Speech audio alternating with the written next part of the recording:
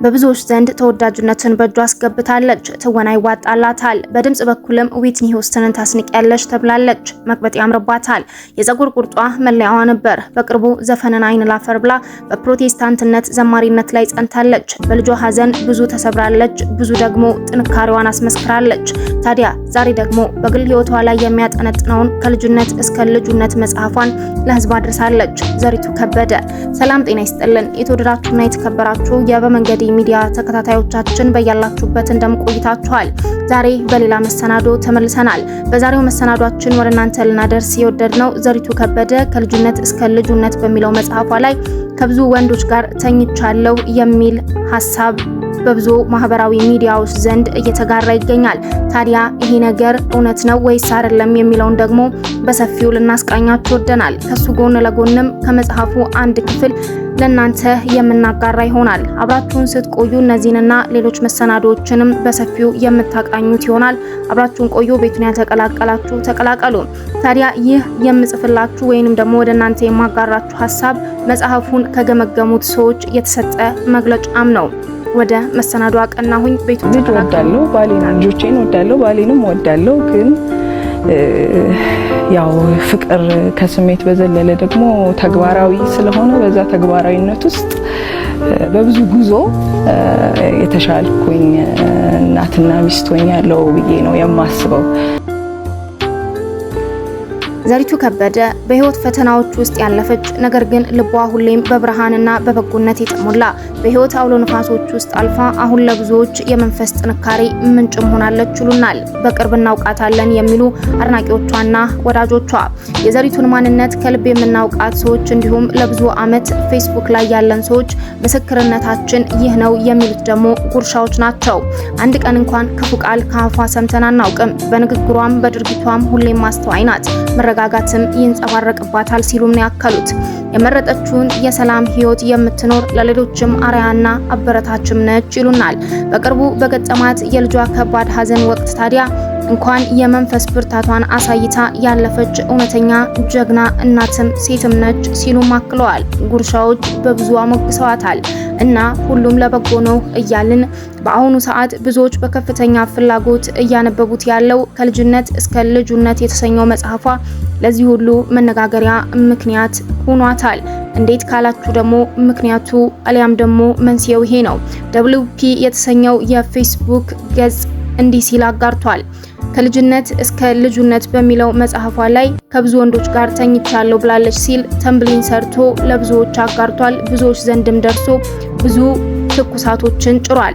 ታዲያ ዘሪቱ ከበደ ከብዙ ወንዶች ጋር ተኝቻለሁ አላለችም፣ ግልጽ ማድረግም ያስፈልጋል ሲሉም ደግሞ መጽሐፉን የገመገሙት አውቀነዋል ወይንም ደግሞ እናውቀዋለን የሚሉትም ሀሳብ ሰንዝረዋል። በድምፃዊት ዘሪቱ ከበደ መጽሐፍ ዙሪያ በማህበራዊ ሚዲያ ላይ እየተዘዋወረ ያለውን የተሳሳተ መረጃ በተመለከተ ማብራሪያም ተሰጥቷል። ማብራሪያውም ከዚህ በታች እንደሚከተለው ነው። የመጽሐፉን ይዘት ያነበቡ ግለሰቦች እንዳሉት ከሆነ ዘሪቱ በመጽሐፏ ላይ አሁን እንደሚነገርለት ከብዙ ወንዶች ጋር ተኝቻለሁ የሚባል አባባል አልጻፈችም። በተቃራኒው ዘሪቱ በመጽሐፏ በድንግልና እንዳገባች መጽሐፏን ምንጩም ጠቁሟል። ታዲያ ዘሪቱ ግልጽ ባደረገችው ጽሑፍ ሴክሹዋል ጸባይ እንዳላት ገልጻለች። ከትዳር አጋሯ ወይንም ደግሞ ከትዳር አጋሯ ጋር ብቻ ጾታዊ ግንኙነትን ኢንጆይ እንደምታደርግም ማንሳቷን መረጃ ያመለክታል። ይህ ደግሞ በአማርኛ ቋንቋ ትርጉም ከብዙ ወንዶች ጋር ተኝቻለሁ ማለት እንዳልሆነም ነው የተገለጸው። የተሳሳተ መረጃ የሚያሰራጩ ወገኖች ከየት አመጣችሁት፣ ለምንስ አስፈለገ በሚል ተጠይቀዋል፣ ይጠየቃሉ። በተጨማሪም ለሚተቹ ወገኖች አንዳንድ ጻርቃን አትመጻደቁ የሚል መልእክትም ተላልፏል። ዘሪቱ ከበደ በዚሁ መጽሐፏ ላይ ታዲያ ሚስት መሆን ያስተማረኝ የለም ስትልም ተደምጣለች። ድምፃዊ ዘሪቱ ከበደ ከልጅነት እስከ ልጅነት መጽሐፏ ብዙ አነጋጋሪ ጉዳዮችን ይዟል። ዘሪቱ ሚስት ስለመሆን ያነሳችው ሐሳብም ወቀሳ አይደለም ሳይሆን አይቀርም የምለው እውነት እንጂ ትላለች። ምናልባት ያደኩበት ቤትና አካባቢ አስተምሮኝ ወይም እንደ ሴት የሚጠበቅብኝ በቂ ነገር ሰጥቶኝ እኔ ባለማወቅ ገፍቼው ሊሆን ይችላልም ትላለች። ነገር ግን አሁን ለሌሎች ሊሆንላቸው ይገባል የምለውን አይነት ግልጽ ትምህርት የሰጠኝ አካል ግን አልነበረም ስትልም ያከለችው። ታዲያ በቀጥታም ይሁን በተዘዋዋሪ አደራ ያለችኝ ነፃ ሴት ማለትም ከወንድ ኢኮኖሚያዊ ጥገኝነት ውጪ የሆነችን ሴት እንደሆን ነበር። የሁለተኛ ደረጃ ትምህርት ማጠናቀቅን አስመልክቶ በሚዘጋጀው የተመራቂ መጽሔት ወይንም ደግሞ yearbook ላይ ከምስሌ ጋር አብሮ በተቀመጠው የወደፊት ህልም ማስፈረሚያ ቦታ በጊዜው ልቤን ካንጠለጠለው የሙዚቃና የፊልም ሙያ ጉዳይ ይልቅ አን ኢንዲፔንደንት ውመን ማለቴ ነገሩ ውስጥ ምን ያህል ትልቅ ቦታ አግኝቶ እንደነበርም ያሳያል። የወር አበባ ማየት ከጀመርኩበት ጊዜ ጀምሮ እናቴ የደረሰችን ሴት አካላዊ ኃላፊነት አስተምራኛለች። ራሴን ከየትኛውም ወሲባዊ ጥቃትና ትንኮሳ ለመጠበቅ ያለብኝን ኃላፊነት አሳውቃኛለች። ለጨዋነትና ራስን ለመግዛት ያላትን ቦታ እንዳውቅ አድርጋኛለች። ነገር ግን ነገ ልጄ ሚስት ትሆናለች በማለት የትዳርንም ሆነ የሚስትነትን ምንነትና ኃላፊነት በግልጽ አላስገነዘበችኝም። ትኩረቴን በራሴ ስኬትና ህልም ላይ እንዳደርግ እንጂ እንደ ሴት ቤትን በመምራትና በማስተዳደር በኩል ያለውን ኃላፊነት ለመወጣት ስነልቦናዋ የተሰናዳ ሴት እንደሆን አልተገዛሁም።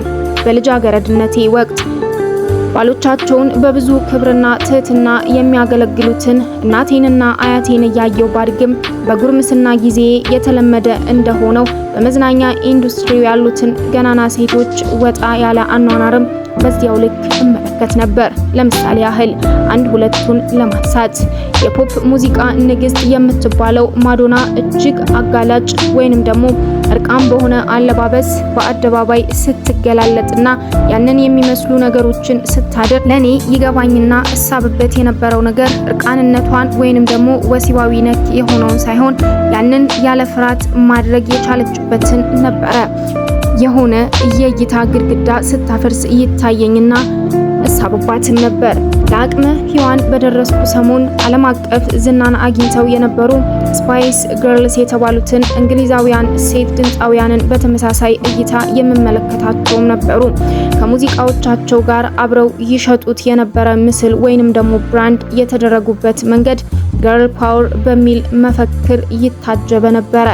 የእኔና እኩያዎቼ እነርሱ የሚሉትን እያልን ሁኔታና ድፍረታችን በፈቀደልን መጠንም ተከትለናቸዋልም ብላ ጽፋለች።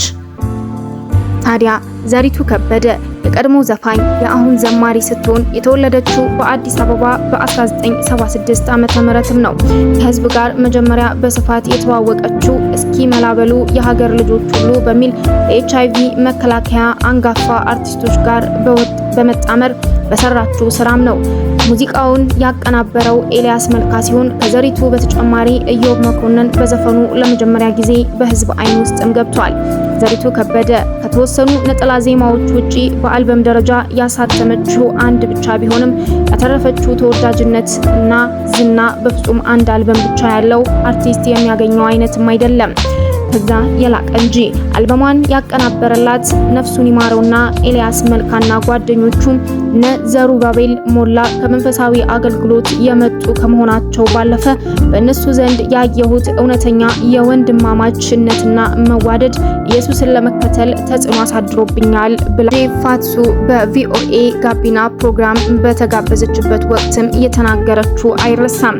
በአሁኑ ሰዓት ሙሉ በሙሉ ወደ ዘማሪነት ህይወት ገብታ 3 መዝሙሮችን አቅርባለች። ዘሪቱ ከበደ ገጣሚ፣ የዜማ ደራሲና ድምፃዊት ከመሆኗን በተጨማሪ በተለያዩ ፊልሞችም ላይ የተሰጧት ገጸ ባህሪዎች ተላብሳ በመተወንም ብቃቷን አስመስክራለች።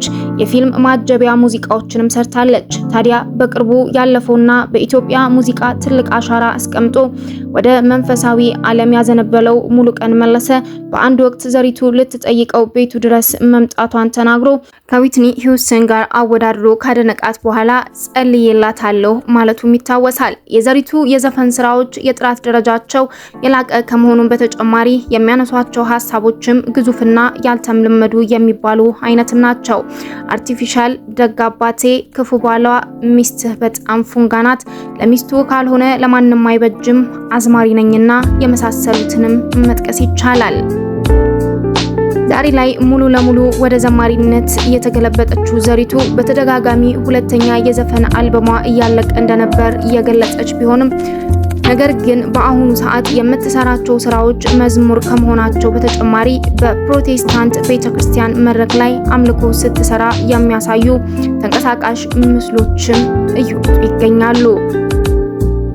የተወደዳችሁና የተከበራችሁ የበመንገድ ሚዲያ ተከታታዮቻችን ለዛሬ የተሰሙት የወደድነው መሰናዷችን እስካሁን ያደመጣችሁትን ይመስል ነበር።